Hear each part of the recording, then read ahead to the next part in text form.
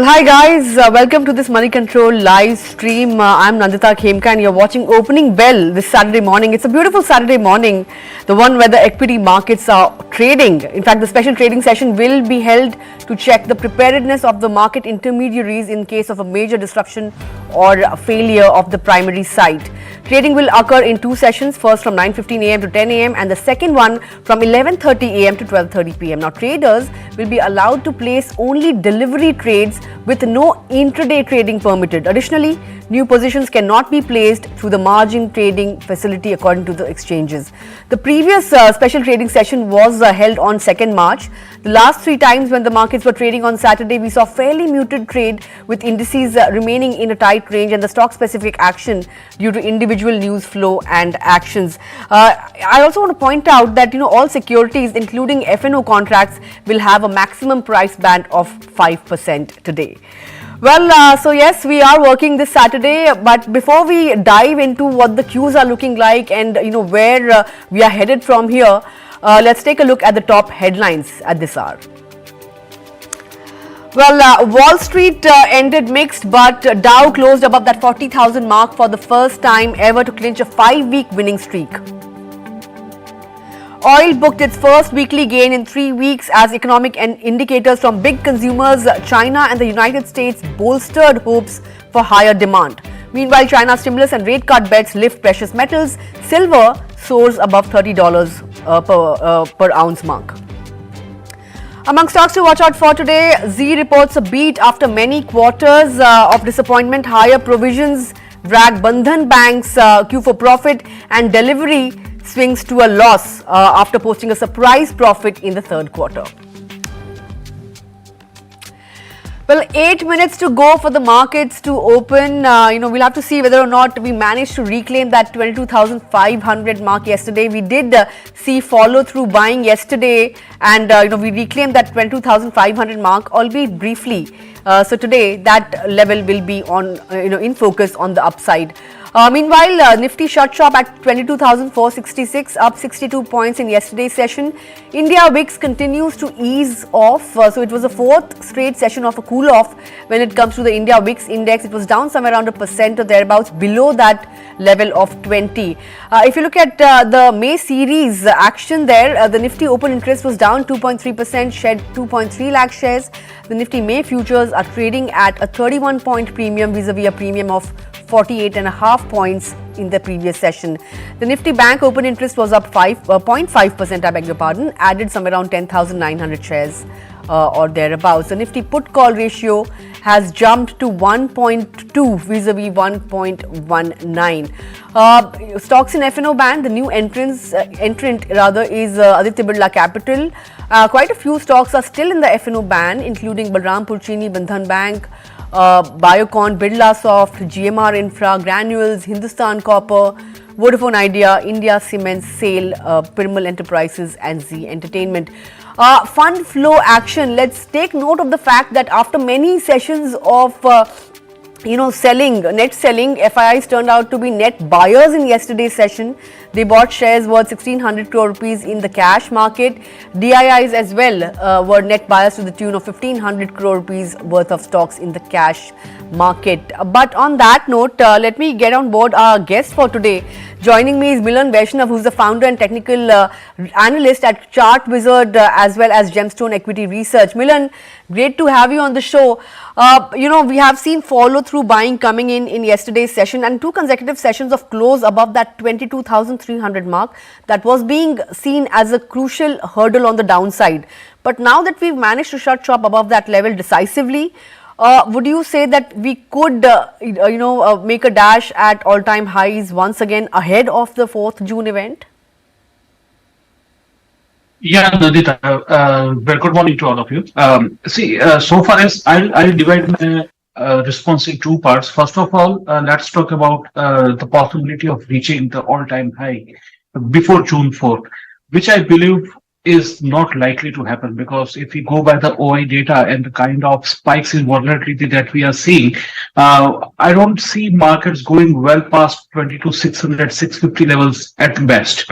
because that's where I believe it will once again start finding resistance and start finding itself vulnerable to some selling pressures. Now, looking at the downsides, 22,300 is the most immediate support that the markets have in form of 50 DMA.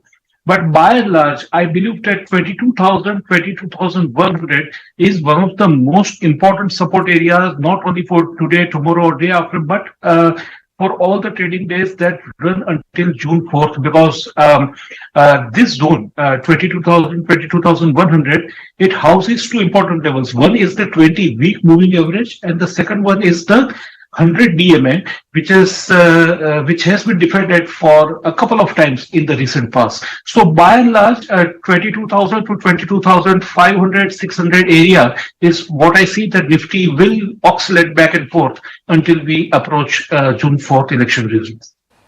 Right, talking about the bank index, it has managed to close above the 20 DMA level of 48,189, right? And we all know that we came within a whisker of hitting that 50,000 mark, in the recent past.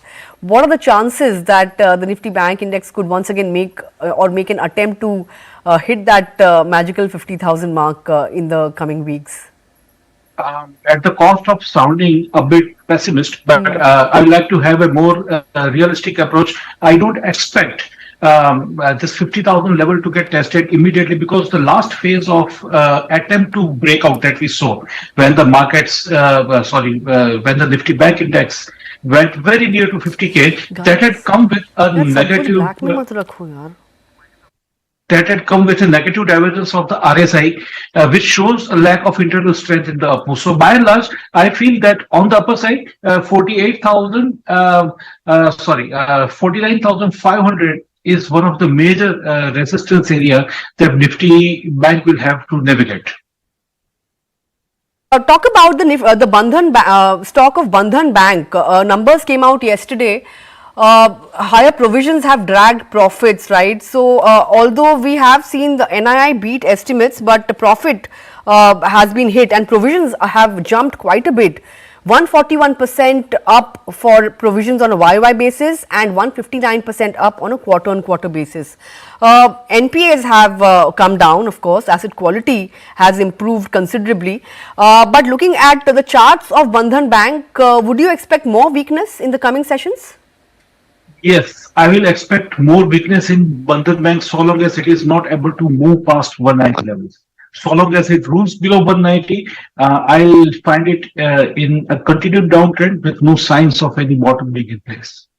Right. Another stock I want to bring your focus to is the stock of Zee Entertainment. The stock has been in F&O ban consistently. Yesterday it reported numbers. It has swung to profit, reported a profit of 13 crore rupees vis-a-vis a loss of 196 crore rupees, in the same quarter last year. Revenues are up 2.7%. EBITDA margins have also improved, and margins are up at 9.6% vis-a-vis 7.2% on a YY basis. Ad revenues have also seen a 10% uptake. Subscription revenues have seen an uptake, and there's been a recovery in advertising environment and spending pickup by FMCG clients as well.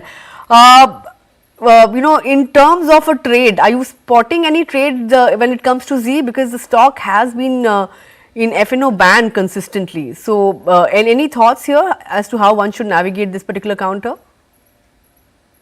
Okay, so far as Zee is concerned, let me try and draw a little large picture here. The media sector index, Nifty Media, has been in the lagging quadrant of the relative rotation graph when you benchmark it against the broader Nifty 500 index. But despite being in the lagging quadrant, that sector, that space is showing a very, very sharp improvement in its relative momentum over the past couple of days. And Zee has one of the major weights in that index. So going by the technical charts also, Zee, unless violated, has attempted to put a base for itself in place at around 128, 130 levels. So I believe that the stock may inch higher, may move towards 150, 155 odd levels in the immediate foreseeable days. And 128 might end up acting as a major support for the stock in the near term. All right, just about 10 seconds to go for the markets to open. Remember yesterday, we saw follow through buying coming in, and we managed to defend that 22,450 mark very smartly. Today, we'll have to see whether or not we managed to hit that 22,500 mark once again or not, because yesterday, intraday, we did hit that crucial level. Yes, we have opened above that 22,500 mark. There's all round strength, although it's a quiet start, but crucial levels have been crossed. On the Sensex, 80-point bump up. The broader end of the markets continues to show strength. So mid-cap index up 0.4%, outperforming the benchmark indices. I also want to see what the small cap index is doing. The NSE, the Nifty small cap 100 index was up nearly 2% yesterday. Today, the BSE small cap index is high by 0.5% or thereabouts. The Nifty Bank index is marginally in the green, just about above that 48,130 mark. We'll have to see whether or not we manage to hold on to these gains, because it's a very, very quiet start for the Nifty Bank index at least. Aside of that, let's take a look at the auto pack.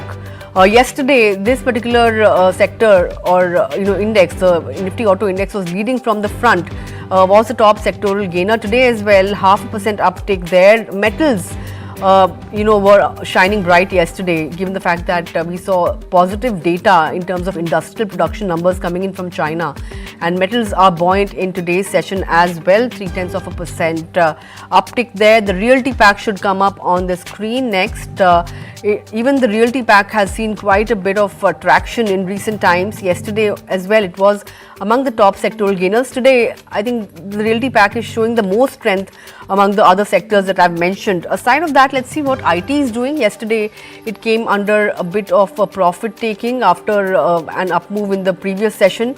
But yeah, we are seeing some bit of buying interest emerging in the Nifty IT pack as well. Pharma is the other one that I want to see as to how it has opened up this morning. 0.5% gains there. So almost all the sectors are trading with gains. FMCG, that's the last one that I want to point out and see how it's doing. Yesterday, we saw some bit of buying emerge there, and yes, it is continuing into today's session as well.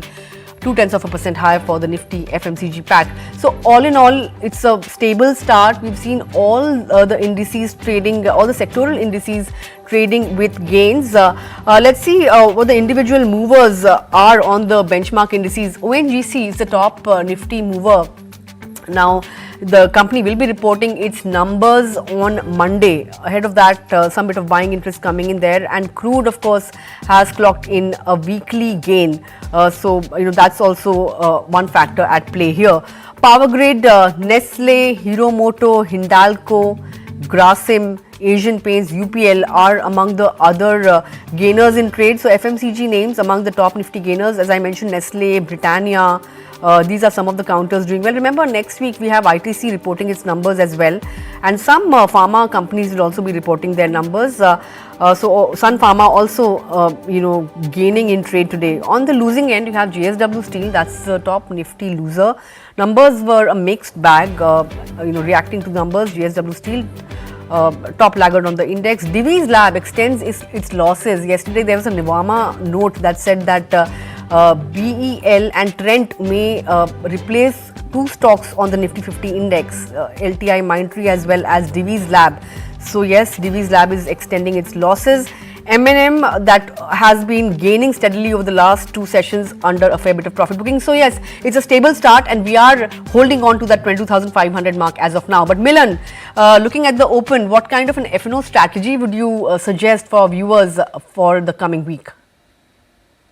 Coming week, I would expect Nifty to stay in a range. So might be I can go with a strangle by selling 22,800 call.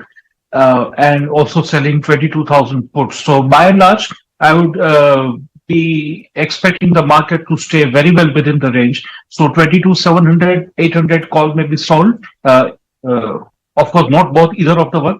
And on the lower side, 22,000, 22,100 area should be sold in terms of put. So by and large, I expect the market to stay in a range. All right, expect the markets to stay in a range, and take note of the F&O strategy that Milan has just mentioned. I want to get in your thoughts on a JSW Steel. It's reacting to its numbers. It's the top Nifty loser.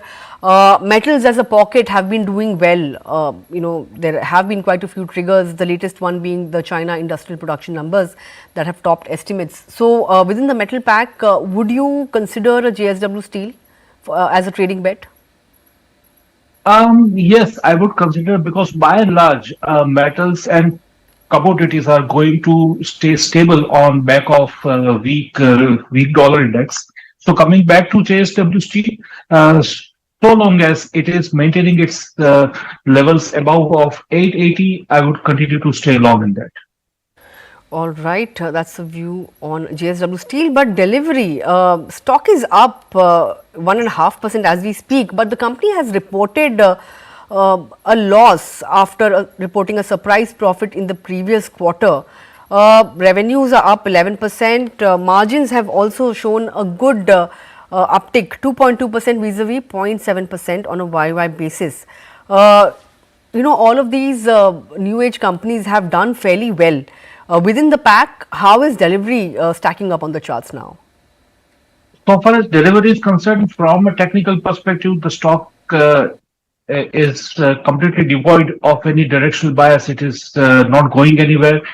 So by and large, it is within a trading range of 440 on the lower side and around 470, 480 on the upper side. It is likely to continue to stay this way. Right now, it is in a sideways consolidation, trading in a very much narrow congestion area. So near the support can be placed at around 450 levels. But by and large, 440 is the support, 470 is the resistance, and in between this 7-8% band, I expect delivery to stay, and also expect it to stay devoid of any directional bias until and unless either of these two levels are either taken out or violated. All right, that's a view on delivery, but let's take stock of some of the queries that are trickling in on our live feed. MOIL, Srivardhan Gupta wants to know your thoughts. So I want to pull up the charts of MOIL. It's showing a 23% uptick as we speak, 542. Would you be playing for higher levels here? It's now in uncharted territory, so to speak, obviously at its 52-week highs. So I would do two things. If I'm contemplating any fresh entry, I would not enter into MOIL right now, because it is little bit, in fact, quite a bit overextended on the charts.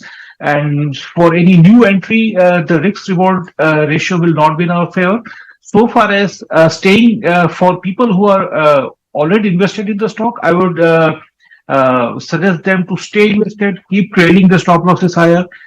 So far as higher levels are concerned, 560 to 565 cannot be ruled out, but we will have to keep trailing our stop losses higher, that in case of it, the stock coming down, at least we are left with 70% of the overall peak profits that we were at one point in time.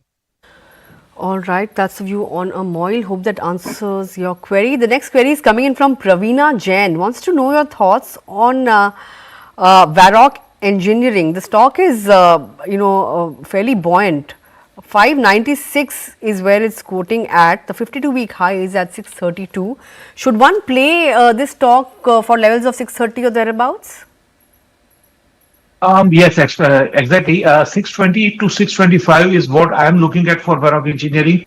That's where it will encounter a major double top resistance. The stock has fairly taken a consistent support at its 200 DMA. So if you are invested, stay invested, expect the levels of 620 to 625 on the stock, and then watch its behavior vis-a-vis the level of 630. If that level is taken out, which I don't believe it will happen so soon and so fast, then it may go even higher. But as of now, one can fairly continue to stay invested in the stock.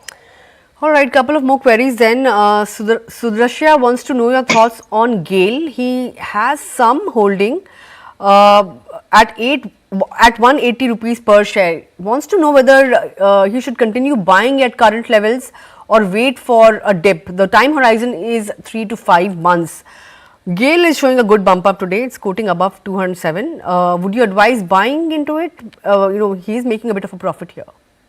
Yes, I would advise him to do both the things. If he has already bought, I would suggest him to stay invested. If he wants to add more, I would suggest that he can still add more, because if the stock is able to move past 212 levels, then it is likely to see some fresh impetus on the upside. And in any case, he should maintain his cost as his stop loss. All right, that's the view on Gail. Hope that answers your query. The next query is coming in from Guru Prasad. Wants to know your thoughts on a New India Assurance. Stock is up 1% right now. In the last 1 month or so, it has gained somewhere around 7% or thereabouts. Would you look at entering into this stock, or would you say a GICRE or other insurance players are looking better than New India at this juncture? No, all of them are good. NISCL is particularly good. It is resisting to a confluence area of two resistance levels, that of 50 and 100 DMA. So, but while the stock is consolidating, I see that the on balance volume indicator, which is one of the very important volume oscillators, is very widely inching higher. So I feel that the stock is being accumulated at the current levels, and while maintaining the stop loss of 230 on the stock, one can enter this and expect the levels of 255 to 260. All right, that's the view on this particular stock. Hope that answers your query. But Milan, before I let you go, what would you be recommending for our viewers for the next couple of weeks in terms of stock picks? I'm taking a combined approach. First of all, I'm expecting some spurt in the crude oil price. So based on that, I'll be going for ONGC. One can buy ONGC about 278, expect 300 on that stock, maintain a stop loss of 263. And besides this pick, I am adopting a bit of a defensive approach where I'm looking at a couple of stocks from the defensive space. And while doing so, I am making sure that the relative strength of these stocks is either rising or at least improving, so that in event of any eventuality, we see good amount of resilience from this. So the remaining two would be, one would be Torrent Pharma. I would be looking at buying Torrent Pharma about 2,700. I would expect 2,850 levels on that stock. It is sitting on the verge of a breakout. I would put 2,630 as a stop loss. And the last one that I'm looking at is data patterns. I would suggest buying data patterns above 3,190. Expect 3,400 on the stock. Maintain a stop loss of 3,100. All right, those are recommendations coming in from Milan. With that, Milan, thanks a lot for taking out time and joining in this morning and sharing your thoughts with us. Wish you a happy weekend and see you sometime soon. Pleasure, Nandita. Thank you. Thank you. Well, on that note, let me bring on board our next guest for today. Joining me is Alok Agarwal, who's the head quant and portfolio manager, Alchemy Capital Management. Great to have you on the show, Alok. Let me first begin by asking you, how are you really positioned in the market right now ahead of the June 4 verdict? We have seen some bit of recovery creep in, and we've reclaim that 22,500 mark. But would you remain on the sidelines now and wait it out for the mega event to first get out of the way and then look at nibbling in? Yeah, hi, good morning. The past data and multiple elections in the history have shown that waiting for events have not really worked out. Simple crunching of data shows that in the last 25 years, all election results date, if I take 6 months returns prior to the election result date and 6 months returns post-election result dates, they have all been positive. So and we have learned it in the past as well, that waiting for a particular event and then taking a decision is not always a great thing to do. We do have exposure to companies and sectors which have a much better visibility of growth going forward. That's how we are positioned. So we don't really take a big call on a particular event going forward. All right, that's the view. Of course, you can never really time the market, as experts say. But since you mentioned being invested in some pockets, I want to first ask you your thoughts on the IT pack. We've all seen the numbers, both from large cap and mid cap names, and although managements have maintained that revenue wise things may have bottomed out, but weakness is still there, until unless discretionary spending really picks up in US, Street does expect some bit of weakness to persist. So would you wait it out for another quarter before taking a call on IT, or would you say that okay, things have bottomed out and now we could see recovery in the second half of FY25? The way we look at IT, let me put it this way. Let's look at the context. Ever since the post-global financial crisis times in 2008, from that time till about the COVID crisis in 2020, this 12-13 year period was a period where India was growing at double digit in terms of nominal GDP, but our corporate earnings growth were in single digits. These were the times when the sector like IT was growing in a decent double digit profit growth. That came at a balance sheet which was debt-free, ROEs that were decent. So that was a time that the sector did extremely well. But post-COVID, especially post-2021, the things have turned considerably. Now the earnings growth expected on the market for next 2 years, if I look at the Bloomberg consensus numbers, is close to 15 percentage points or so. Compared to that, the sector is likely to grow at 10-12% based on the consensus numbers. So that is a below market kind of an earnings growth, compared to which their valuations continue to command a premium as if they were growing at a pace which was higher than that of the market. That's why the growth versus the valuation metric doesn't work in its favor. I completely buy the point that yes, until and unless the discretionary spending in US picks up, it will be difficult for the frontline IT companies to deliver some kind of a growth that may excite the market participants. There was growth coming in the mid-small cap space in the IT segment, especially in the ER&D space. And we have seen some of those stocks doing well, and the valuations have also been on a higher side in those stocks. So those companies, as long as they can deliver on the growth, they may likely to do well. Our positioning in IT continues to be underweight, and we will wait out for the earnings growth numbers to come out and management commentaries to pick up. And more importantly, that would also be seen in terms of hiring numbers. The hiring numbers is a negative number currently. And that action and that belief of the managements that ordering as well as growth is visible, that could be seen through the hiring numbers as well. Another pocket that I want your thoughts on is the FMCG pack. Here as well, we have we've been talking about rural demand recovery since time immemorial, and things really haven't picked up. But this time, the managements have given out very good outlook when it comes to the rural markets. Premiumization is already working for them, right? But here as well, would you wait for some bit of evidence that yes, rural recovery is now reflecting in the numbers? This is when I take a call, or would you say that let's go by what the management is saying? FY25 will be much better in terms of volume recovery. So anyway, valuations have come down after the kind of underperformance we've seen from the FMCG pack. So would you say that this is the right time to take a call? The situation seems to be quite similar for the FMCG sector as well. There's no doubt that FY25 could look better than FY24, but the fact remains that last 3 years we have seen kind of a muted growth in this sector, either in the top line or in the operating profits. The majority of the sector has barely grown decently in the last 3 years. On the back of suppressed growth of 3 years, we may see a bounce in FY25, but will that be sustainable or not is something that we need to find out. Valuations, yes, they have corrected from the higher numbers, but from a 60x kind of a number, if they correct to a 45x, for which the earnings delivery is about 10-12%, that is the context that we are talking about. The things were very different when we were having the rest of the market growing at 6-7 percentage points. Now, when the rest of the market is growing at 15 percentage points or so, this 10-12% number has to actually bump up much more. There's no doubt there is a recovery in the rural side, but again, the durability of the same has to be seen. We cannot overlook the fact that the K-shaped recovery was seen globally and very much visible in India as well. That's why the discretionary pack, as you mentioned, the premiumization is working well. So the premium end is working well. The top 5-10% of the population who are in the customer segment for the companies, those kind of segments are doing well.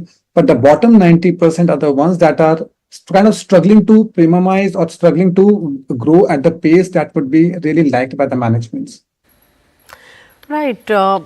looking at the specialty chemicals pack now, do you think this pocket is poised for recovery, especially the agrochemical side of it? Because UPL, numbers were good and management outlook was, extremely buoyant. So this particular pocket has also not been able to fire up. The China plus one, theme hasn't played out, and the risk of China dumping is still there. So what is your view on the overall chemicals, specialty chemical space and the agrochemical space in particular?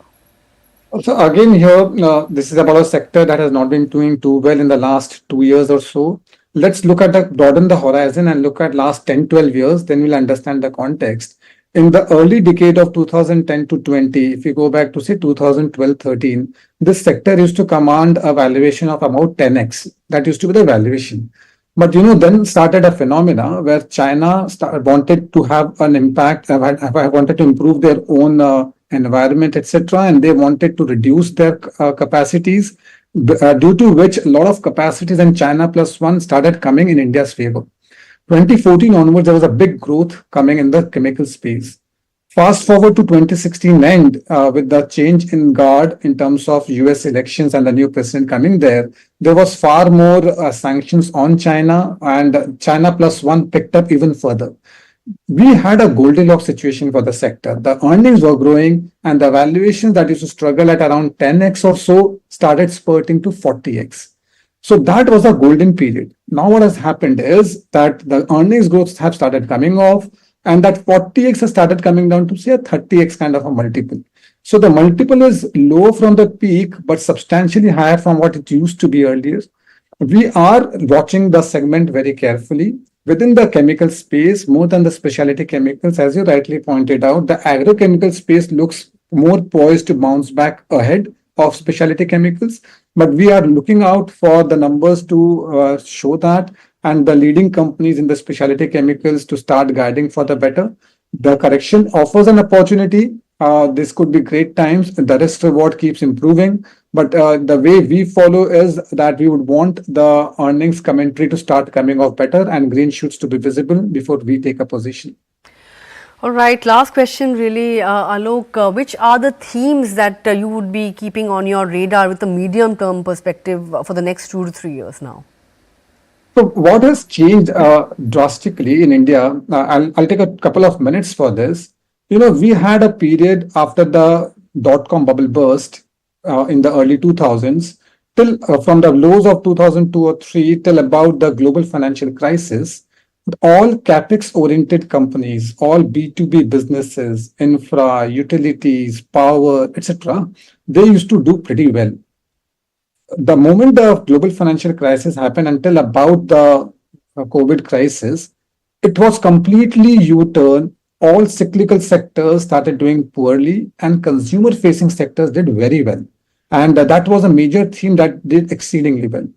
But what has happened post-COVID is, due to the change after COVID, due to the K-shaped recovery, the focus of the government also on increasing the manufacturing contribution to GDP, plus sectors like defense and railways opening up, some of these sectors have been badgered for last 15, 16 years.